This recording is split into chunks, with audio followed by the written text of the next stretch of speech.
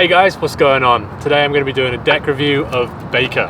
Now this board that I have is an 8-inch by 31.5 inches, and this is their OG shape. This is the Mellow Concave, which I'm really interested to see because I've never ridden the Mellow Concave before. I'm used to something with a bit more concave. So let's get it set up.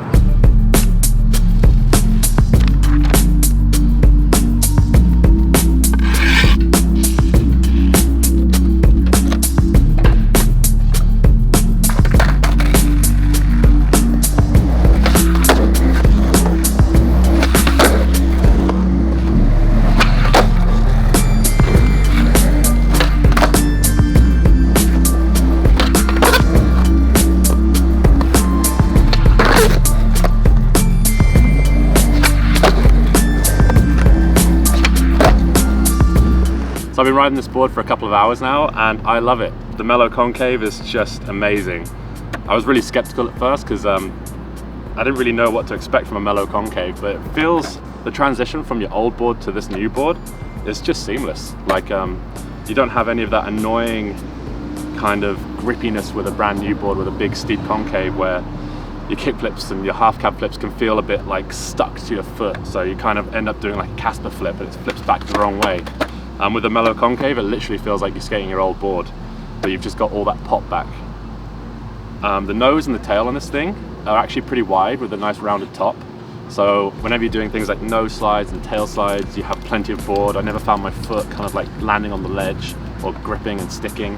The one downside that I'd probably say about this board would be the Mellow Concave over time, because with a new steep concave board, over time it kind of mellows out to what this board is right now. So I don't know if over time this Mellow Concave is going to get even mellower, if that's a word, and it's just going to be completely flat. But yeah, only time will tell with that. The nose and the tail on this board are also very shallow. So sometimes with a brand new board that has a very steep tail, I find that when I'm going to pop an ollie, sometimes I feel like I'm about to fall over the front of the board because it's kind of pushing me forwards. But yeah, the nose and the tail on this are very shallow, which is a really good thing. And as a little comparison, I have an old Heroin board, and if I place it over the top, when I push down on the tail, you can see a pretty big gap there, and that just goes to show you how steep the Heroin board is and how shallow the Baker board is.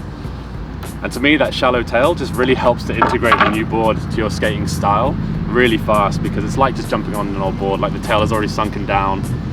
But then again, that goes back to what I was saying about the Mellow Concave. Like, I don't know if that tail is just going to keep sinking and it's just going to end up being really flat. But overall, this shape is just amazing. Like, Baker's done a great job with this Mellow Concave. So I feel like a lot of boards nowadays, they're kind of concentrating on adding more concave. For instance, like the Real board, they have the size 8.125 and they kind of say on their website that it's just for an extra bit of concave. And now that I've ridden this, I don't know if that's even a good thing anymore. Like, I kind of like how jumping on a Mellow Concave board, it feels like you're skating your old board with just all the pop back. Don't be scared of the Mellow Concave. All right, well, I think I'll do some tricks and you can see what this board's like.